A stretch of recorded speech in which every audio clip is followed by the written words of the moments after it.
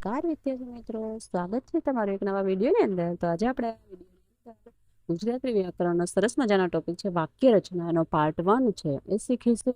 ચાલો વિડીયો શરૂઆત કરીએ. પહેલા આપણે વાક્યનો પરિચય મેળવી લઈએ, એના વિશે થોડીક માહિતી લઈ લઈએ. તો ભાષાનો સૌથી નાનામાં નાનો એકમ એ વર્ણ કહી શકો અથવા અક્ષર તરીકે ઓળખવામાં આવે છે. જો ભાષાનો સૌથી નાનામાં નાનો એકમ છે તેને વર્ણ તરીકે આપણે ઓળખીએ છીએ. વર્ણ એટલે કે અક્ષર. તો આ વર્ણને ભેગા કરી ક્રમમાં આપણે ગોઠવવામાં આવે છે અને એ શબ્દ બને. તો એ વર્ણ છે કે અક્ષર કરી અને આપણે એને ભેગા કરીએ તો એ ક્રમમાં ગોઠવીએ તો એ શબ્દ બને છે. અને આ બધા શબ્દો ભેગા કરીને આપણે યોગ્ય ક્રમમાં ગોઠવવામાં આવે તો તે એક વાક્ય બને છે. સરસ મજાની છે. એક નાનામાં નાનો એકમ છે એટલે કે અક્ષર છે. અક્ષરોને આપણે ભેગા કરીએ તો શબ્દ બને છે અને એ શબ્દોને આપણે ભેગા કરીએ તો સરસ મજાની વાક્ય રચના બને છે, એટલે કે વાક્ય બને છે. ટૂંકમાં શબ્દોનો એવો સમૂહ જે સંપૂર્ણ અર્થ ધરાવતો હોય તે વાક્ય. વાક્યમાંથીનો અર્થ સંપૂર્ણ નીકળે તો તે વાક્ય. અને વાક્ય એટલે શું? તો નાનામાં નાનો આપણે શોર્ટમાં જોઈએ તો કે એક ભાષાનો નાનામાં નાનો એકમ વર્ણ છે. અને વર્ણ એટલે કે અક્ષરને ભેગા કરીને શબ્દ બને ને શબ્દ ભેગા કરીને વાક્ય બને છે. શબ્દોને ભેગા કરીને આપણે એક આખું વાક્ય ક્રમમાં વાક્ય જોઈએ. તો શબ્દોનો એવો સમૂહ કે જેમાં કર્તા હોય, ક્રિયાપદ હોય, કર્મ આવેલા હોય અને વાક્યનો અર્થ પૂર્ણ થતો. મનુષ્યના વિચારની અભિવ્યક્તિનો નાનામાં નાનો પણ સ્વયં સંપૂર્ણ ખંડ તે વાક્ય. એટલે વાક્ય એટલે આપણે ટૂંકમાં જોઈએ તો કર્તા, ક્રિયાપદ, કર્મ એ રીતે પદ પ્રમાણે હોય તો તેને વાક્ય કહેવાય છે.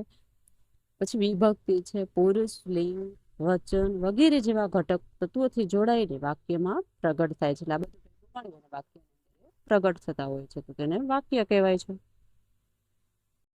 વાક્યના અંગો વિશે આપણે સમજીએ તો કે વાક્યમાં કર્તા, કર્મ અને ક્રિયાપદ મળવા શક્ય ન હોય તો વાક્યમાં મુખ્ય અંગોને ધ્યાનમાં રાખી વાક્યના મુખ્ય 2 અંગો પાડવામાં આવે છે. વાક્ય હોય એની અંદર આપણે કર્તા ન મળે, કર્મ ન મળે અથવા ક્રિયાપદ પણ એ મળવા આપણે ન મળી શકે તો એના મુખ્ય આપણે છે અંગોને ધ્યાનમાં રાખીને એના 2 છે એ અંગો પાડવામાં આવે છે. એટલે 2 એના વિભાગ પાડવામાં આવે છે. એક છે ઉદ્દેશ્ય અને બીજું છે વિધેય. ખાસ યાદ રાખજો વાક્યની અંદર કર્તા, કર્મ અને ક્રિયાપદ ન હોય તો એને ધ્યાનમાં રાખીને આપણે 2 અંગો છે એના ભાગ પાડવામાં આવ્યા છે. એક છે ઉદ્દેશ્ય અને બીજું છે વિધેય. આપણે ઉદ્દેશ્ય એટલે શું અને વિધેય એટલે શું એના વિશે જોઈએ.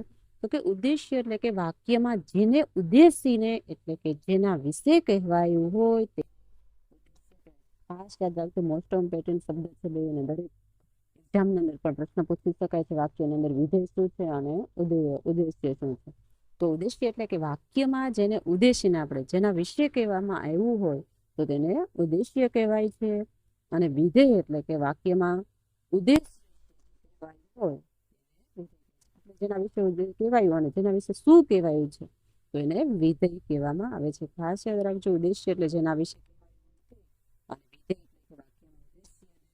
જે વિશે કહેવાયું હોય તે તો તેને ઉદ્દેશ્ય કહેવાય છે. તરીકે જોઈએ આપણે તો પહેલું ઉદાહરણ છે સૌથી જૂનામાં જૂનો વેદ તે ઋગ્વેદ. એટલે કે ઋગ્વેદ વિશે ઉદ્દેશીને કહેવાયું છે અને સૌથી જૂનામાં ઋગ્વેદ છે એ ઉદ્દેશ્ય કહેવાય છે. કેમ કે ઋગ્વેદ છે જેના વિશે કહેવામાં આવ્યું હોય તેને ઉદ્દેશ્ય કહેવાય. તો ઋગ્વેદ છે એ ઉદ્દેશ્ય છે એના વિશે શું કહેવામાં આવ્યું તો કે જૂનામાં જૂનો વિધેય કહેવામાં આવે. બીજું છે વાક્ય મારા નાના ભાઈનું નામ રામ. તો નામ છે એ ઉદ્દેશ્ય છે. ઉદ્દેશ્યને કહેવામાં આવ્યું છે કે નાનામાં નાનો ભાઈ છે એનું નામ રામ છે. રામ ઉદ્દેશ્ય અને નાનો ભાઈ તો એ વિધેય છે. ત્રીજું છે દુહો ચારણી સાહિત્ય પ્રકાર છે. તો દુહો વિશે કહેવામાં આવ્યું છે એટલે દુહો ઉદ્દેશ્ય છે અને દુહાને ઉદ્દેશ્યને કહેવામાં આવ્યું છે એટલે એ ચારણી સાહિત્ય પ્રકાર છે, વિધેય છે. એટલે પેલું વાક્ય જોયું એમાં છે જૂનામાં જૂનો એ વિધેય છે. ઋગ્વેદ વિશે જેના વિશે કહેવામાં આવ્યું હોય એને ઉદ્દેશ્ય કહેવાય અને જેને ઉદ્દેશ્ય ઋગ્વેદ છે એના વિશે કહેવાયું એટલે વિધેય. રામ છે ઉદ્દેશ્ય છે, રામ વિશે કહેવાયું છે એટલે વિધેય કહેવાય છે.